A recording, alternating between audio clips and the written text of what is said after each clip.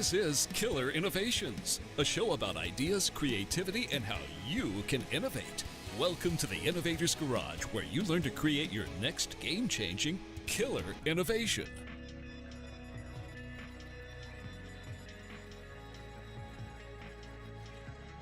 Welcome to Killer Innovations. I'm your host, Phil McKinney. We are on the road. We just wrapped up, in fact, teaching the 5-day Innovation Bootcamp course here in Silicon Valley.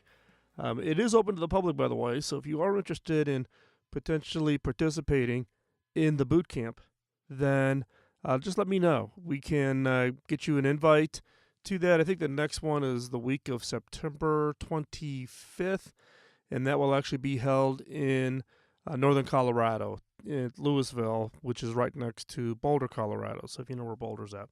So that one is coming up, but we just wrapped up the course, had full-out students. It was really great.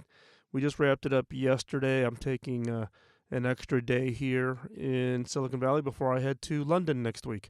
But I wanted to get out a quick show to you and keep the flow going. So today's topic is actually one that has kind of been on the back of my mind for quite some time, and it's about being content.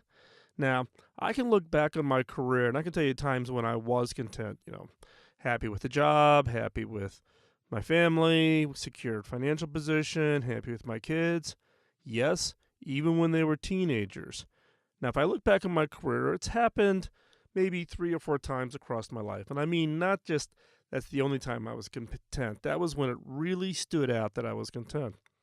Now, when I look back upon it, though, and I look about the time that I was content and then what happened immediately after, I could see that contentment gave me a false sense of, happiness, a false sense of satisfaction. It usually came after a particularly chaotic, stressful event in my life, like when my mother passed away.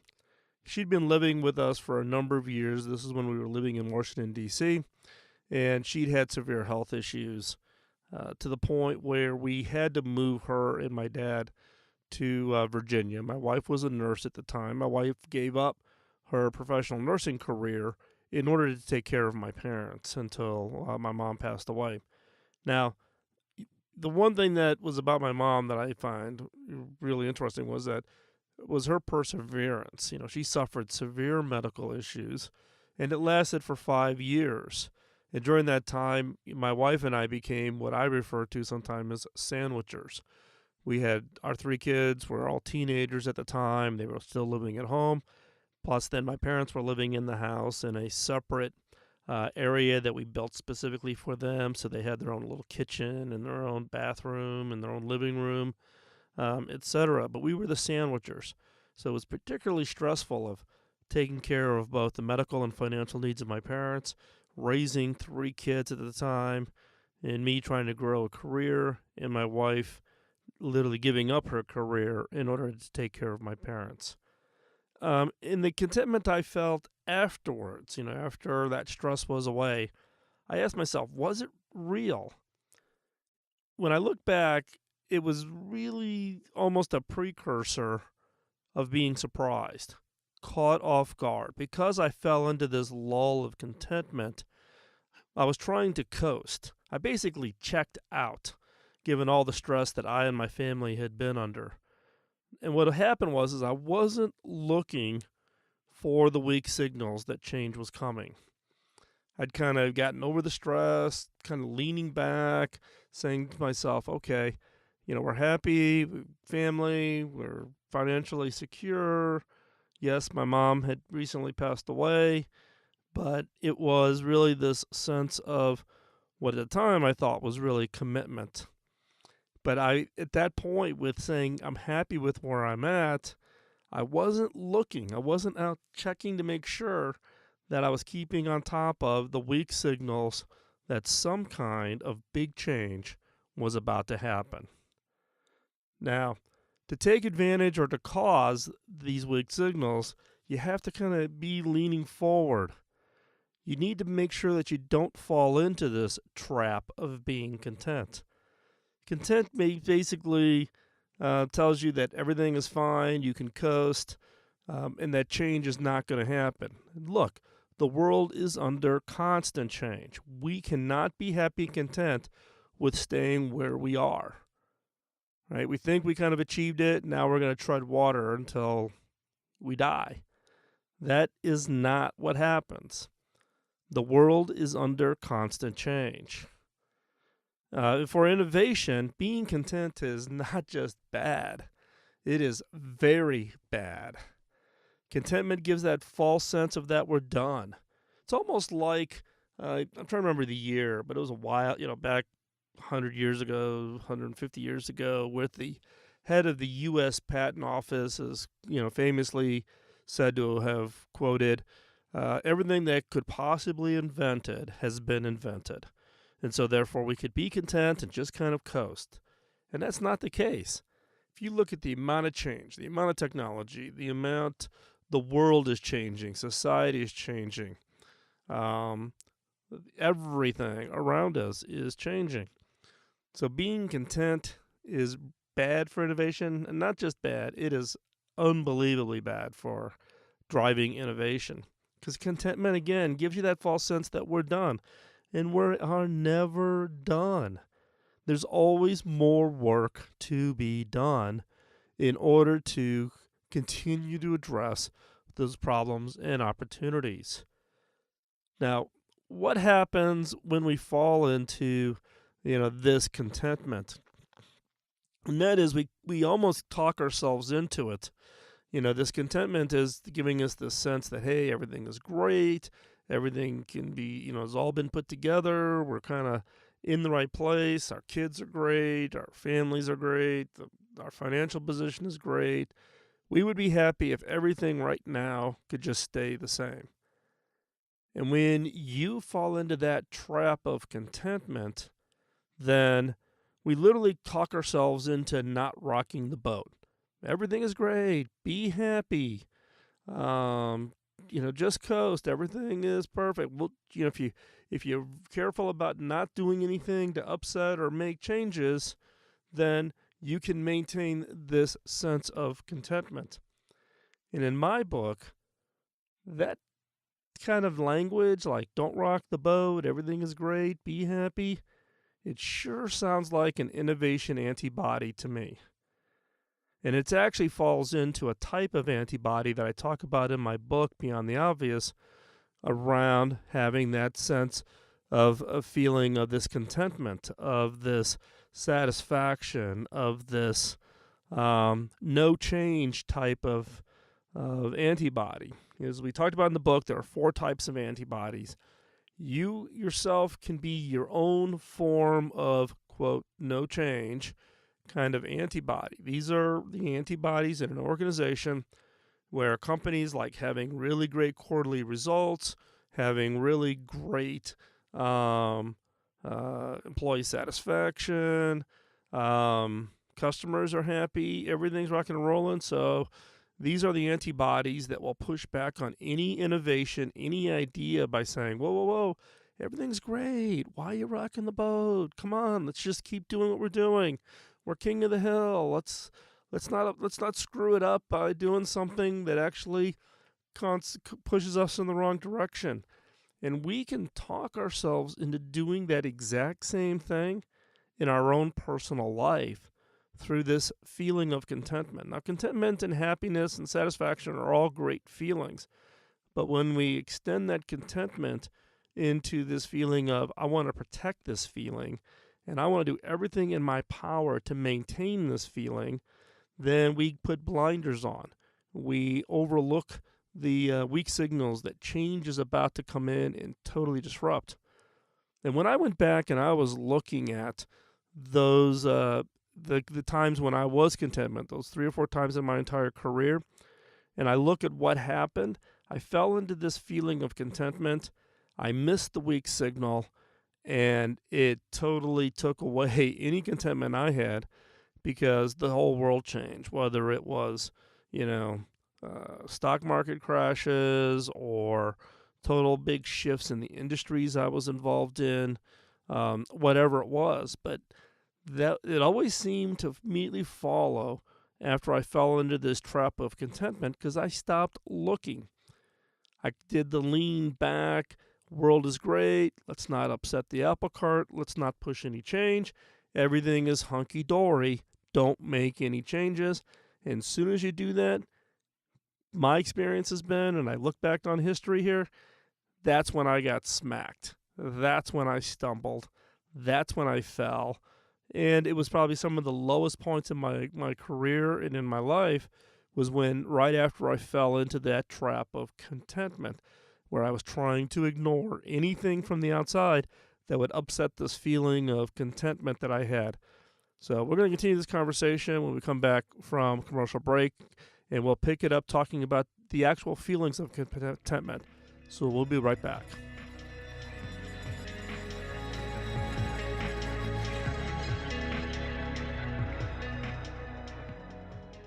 Welcome back to Innovations. We're picking up our conversation talking about contentment. Now, the premise for this topic today is my belief that being content is the enemy of innovation. It actually becomes that roadblock. But before we talk about the innovation impact and why I've so firm believer in this, let's talk more about this feeling of contentment. So what do I mean by being content? Contentment exhibits itself with the feelings of peace, calmness, that sense of acceptance that where we are is enough, happiness, satisfaction with our day-to-day life. Now, that all sounds like you finally arrived. Sounds comfortable. It actually sounds great. It's really enticing. However, many, if not most people, move into this position of contentment as their way of giving up. Now, I know that's some strong words. Hear me out.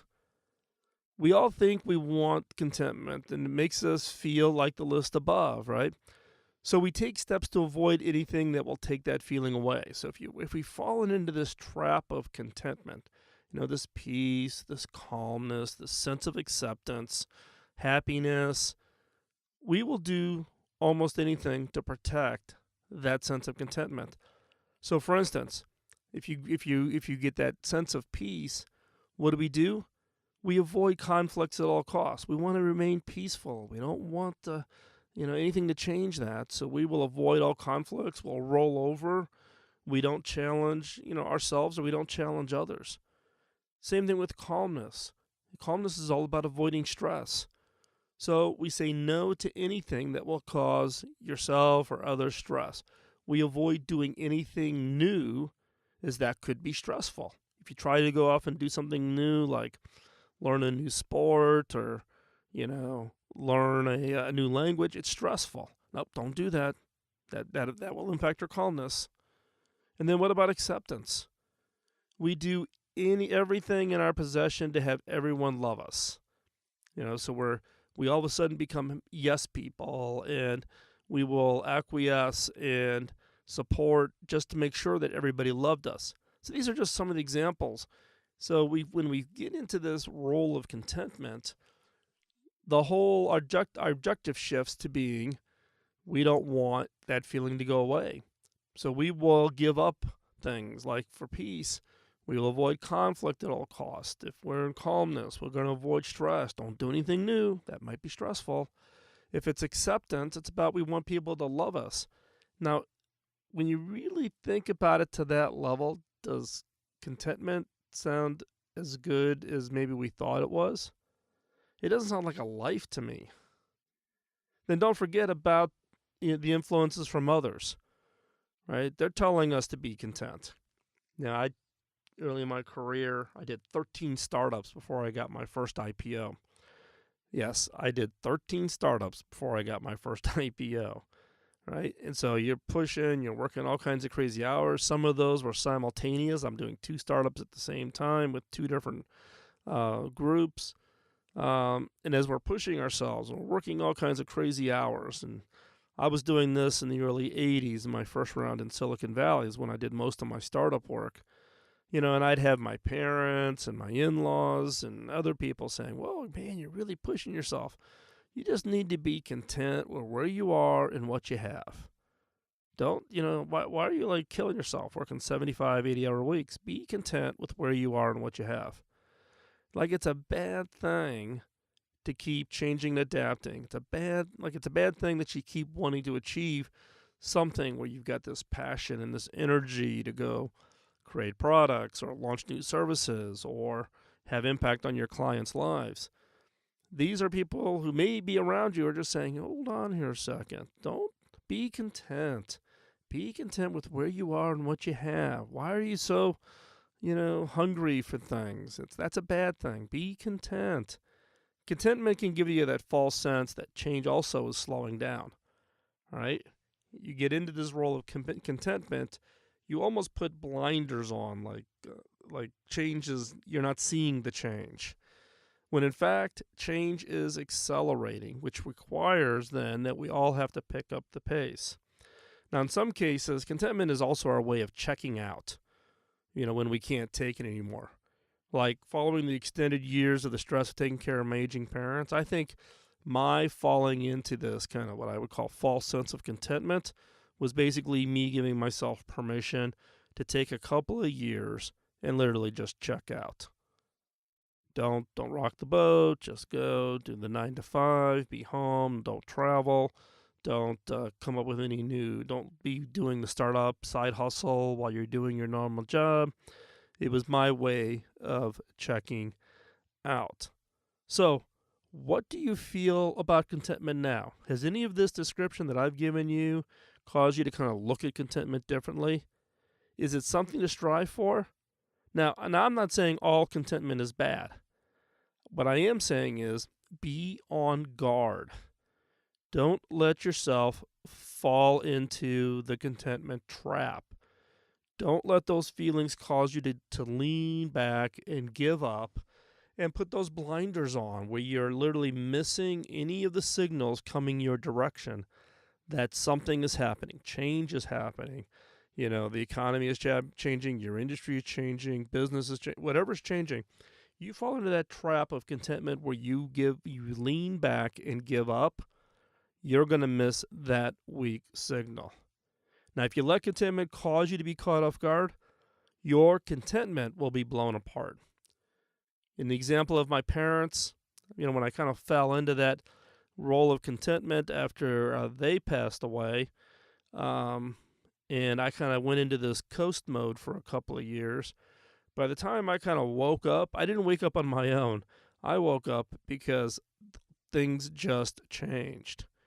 Changed in our family life, kids going away to college. Things changed, in my work world, with entire industries being wiped out because of economic changes or regulatory changes.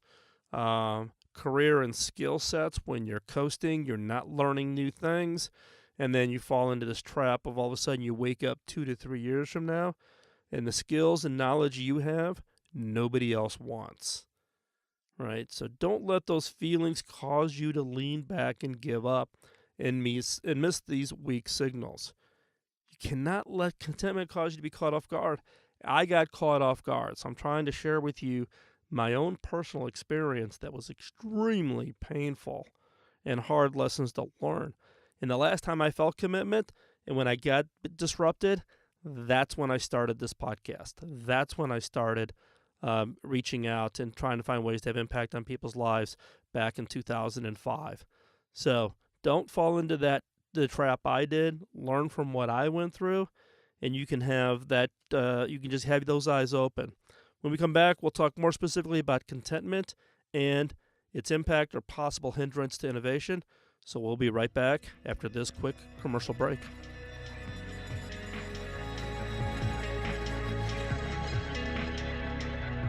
Welcome back. Continuing our conversation on contentment and its impact on yourselves, your personal career, your family, but also this impact on innovation. Now, I'm a believer that being content is the enemy of innovation. So why do I say that? Why do I have this view of being content as the enemy of innovation? My definition of innovation is making ideas real. And where do ideas come from? Most ideas come from innovators who see the problems, see the annoyances, see the opportunities to do things differently. And I would argue that true innovators are not content. They're never content. They're almost hypersensitive to the things that they see with unique, fresh eyes that are problems or opportunities to improve or opportunities to eliminate those things out of our lives. They are not content. They know that we can do better. They're not willing to sit back and coast. They are driven through their passion, their energy, and again, these innovators with fresh eyes to go and change the world. If everyone was content with the horse and buggy, would the automobile have ever been invented? If we were content with the automobile, would we have ever invented the airplane? Thank goodness for those, what I would call unsettled souls, who were not content and went on to invent the next great thing. This is critically important. I want to make sure you understand. I'm not saying that all contentment is bad, but contentment that causes us to kind of lean back and look for a way to coast, that is the problem. That's where we put the blinders on and we miss these opportunities. And like I said, true innovators are not content. In fact, I'll even go even further to say true innovators are never content. They're always annoyed by something. They always see the possibilities of change. They always see the way to make things better. They always are looking for ways to eliminate things that are just getting in the way of what we do each and every day. So what do you do when you start getting that, quote, I've arrived content feeling, right? So let's say, you feel like you're in that content mode. Things in the family are great. Things at work are great. Your financial security, your retirement's locked up. The kids' college funds are fully funded. The kids are doing fantastic. And now you're almost falling into defense mode to protect that. Then what do you do? What is it that you can change? In order to make sure that you don't fall into putting the blinders on and missing something? You need to challenge yourself to do something uncomfortable, to go out and do something that you've never done before. Do something for the first time. Whether that's learning to dance, or whether that is, going to a country and learning the foreign language before you go there to be proficient, to learning something completely outside your skill set. If you're in sales and marketing, learning to program. If you're a programmer writing software, build hardware from the ground up. Do something that challenges yourself, that will actually give you a little bit of stress, because it's that stress that actually can be energizing, but also causes you to open your eyes wide and be seeking and looking for those changes that are coming. For instance, during your daily creative muscle exercises. Now, if you are not familiar with it, I've talked about this many times in the show. There's a daily exercise that I do where I actually do 30 minutes of ideation every morning for 5 days a week. I take 1 day off, and then I rank them. And I do this every week, and then every quarter I take the best of the best and rank those, because I believe that you got to exercise your creative muscle.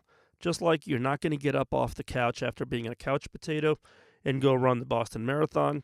You're not going to get up out of your chair and be able to generate game-changing breakthrough ideas if you have not exercised your creative muscle. So, if you're not familiar with what I'm talking about, I'll put the link in the show notes in order to give you the link over to the other shows where I talk about the exercise regimen that I use, and you should consider doing it yourself to exercise your creative muscle, just like you would exercise your legs and your arms and exercise in order for just good health, or if you want to go run a marathon. Exercise is good. Creative exercise, even more critical. So I would argue that during your creative muscle exercise, challenge yourself to come up with 5 problems that need to be solved. 5, they can be personal items, like things around the house that's a problem that you want to go fix. It could be in your community. I actually did a whole series of ideation exercises around trash pickup and recycling in Silicon Valley. It was just one thing that I just kind of got hooked on and was brainstorming a whole bunch of ideas. It could be 5 problems at your job and ideate and create ideas to solve that problem. Could be for the nonprofit you're passionate about. My wife and I and my kids, we run 2 nonprofits, hackingautism.org and Pioneer Education Africa. And right now, one of the things I'm doing in my morning creative muscle exercises is solving a problem with water at our school and our fish farms in Rwanda, Africa. But that's how I keep myself going, is there's always problems to be solved. And if you are an innovator, don't sit back and think you're an innovator just because you've studied or you listened to this podcast or you read a book or whatever. Go out and innovate, keep innovating, find those problems that you could innovate a solution to, right? So, again, for your daily creative muscle exercise, challenge yourself. Brainstorm problems to solve. Don't brainstorm ideas to a solution to a problem. Put a twist on it. So for the next 5 days, just challenge yourself to come up with 5 problems that need to be solved. Again, they can be personal, they can be in your community, they can be on your job, they could be a nonprofit, you're passionate about. It could be, solving how to raise more money for the PTA, for your local school, so the band can get new instruments. Whatever it is, continue to innovate. You need to drive that perspective of contentment where you think you've arrived and everything is good and you can coast is not good. Right? Contentment of just being happy with what you get is different. Contentment with what you have and therefore trying to coast and hold your current position, you will not hold that position because things are changing and they're changing at a faster pace. There are literally hundreds, more like thousands of problems or opportunities we come across every day that we could innovate a solution for if we would just open our eyes, if we had fresh eyes, if we looked at problems that we tend to walk past. If you drive the exact same way it would work every day, you walk the sidewalks the exact same way to drop or pick up your kids at school. We always go to the same 3 restaurants. We always go travel vacations to the same places multiple times. We fall into the rut and we lose our fresh eyes. So getting out there and looking at those hundreds or thousands of problems or opportunities we come across every day and regain our fresh eyes. Go a different way, travel a different way, do something that causes you to look at those opportunities differently. Don't sit back and be content. Lean forward and innovate. Why? The world would be a better place because of what you do. Now, as we wrap up this segment, we're going to go into segment 4 here. This is continuing our little format experiment where we are going to share with you the 5 minutes to new ideas. We've been running this segment for, a handful of shows now. We're interested in your feedback. Do you find them useful? Do you find them helpful? Our objective with this new segment is to cause you to kind of sit back, just listen, get your notebook out, and use the next segment as a way to be a catalyst for you to come up with new ideas, for you to think differently. It gives you a challenging set of questions, for you to look at a problem or an opportunity differently. So we'd love to hear your feedback. Drop me a note at phil@killerinnovations.com. I'd love to hear your feedback. So don't go anywhere. You're definitely going to want to listen to this next segment, as we call it, 5 minutes to new ideas. And we're also contemplating the idea of putting that segment out as its own standalone show for those of you who are pressed for time and listening to the 40 minutes of the normal Killer Innovations show. We're going to be thinking about putting that out. Love to hear your feedback on that, on giving you a 5-minute, once a week kind of snippet, kind of a catalyst, maybe that spark for your creative muscle exercise for that week. So again, let us know. And when we get ready to launch the show, we will put that up on the site and let you know how to find that over wherever you get your favorite podcast. So with that, stay tuned. Next up, 5 minutes to new ideas.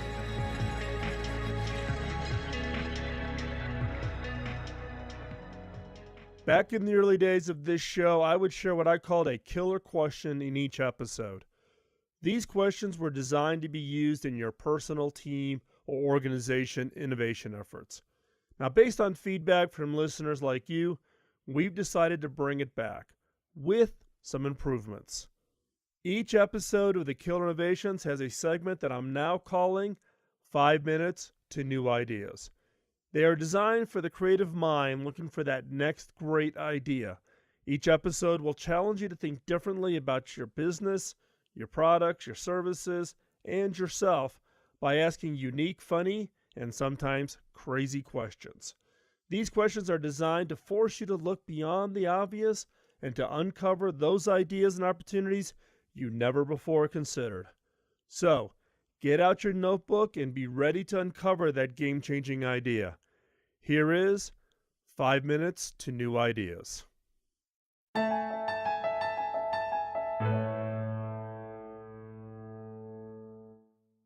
Have you ever purchased a product that others hated?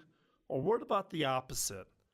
Have you ever seen others using a product or service that you absolutely despised?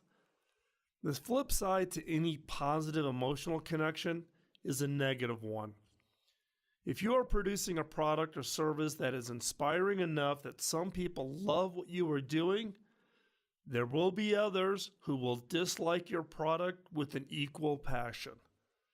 Plenty of companies trade on the fact that they represent something the mainstream culture will find offensive or questionable.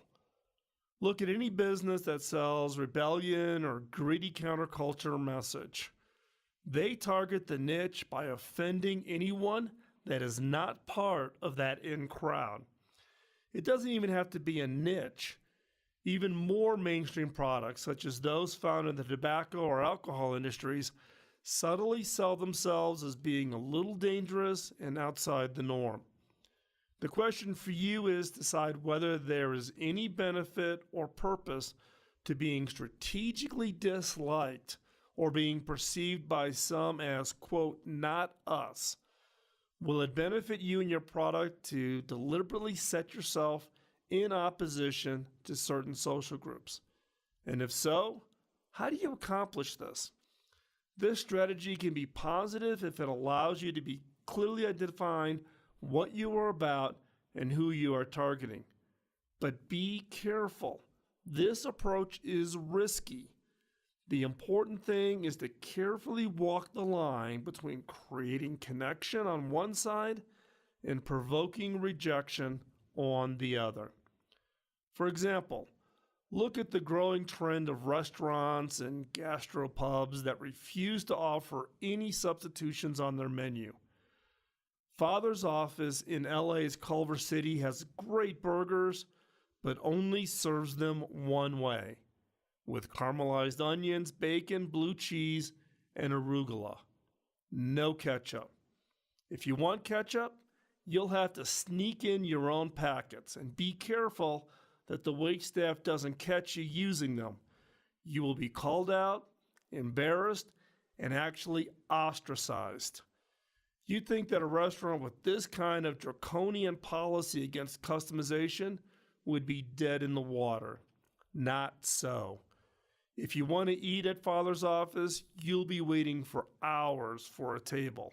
It's packed day and night. Some people hate Father's Office, and I've had friends in LA who flat out refuse to set foot in the place. That's fine. The people who love it really, really love it, both for the food and for its slightly contrarian atmosphere. The negative emotional response it provokes in other people only solidifies the fans' passion for the place. So what about your product or service? Who will not buy your product because they feel something is objectionable about it? Not something most of us think about. For example, have you ever tried to market your product based on what it doesn't supply rather than on what it does? Can you use the thing that's objectionable about your product to create a community of customers? Ask yourself, how could you eliminating the objection help or hurt you? By looking at your product or service differently, from the perspective of something objectionable, you may find that one thing that will set you apart. I'm Phil McKinney, and thanks for listening.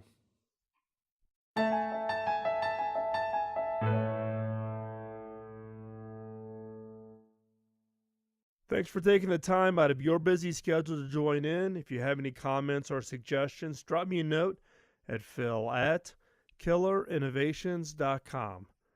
Beyond this show, I write about my personal experiences of being in the innovation game for the last 2 decades. Topics include innovation, creativity, culture, team building, metrics, frustrations, leadership, and how to win. You can find that content over at philmckinney.com. You can also find out information about my book, Beyond the Obvious, including extensive excerpts over at beyondtheobvious.com. You can find hardcover, digital, and audio versions of my book on Amazon or wherever you get your books from. Now, the reason I started this show back in 2005 was to pay back my early mentor.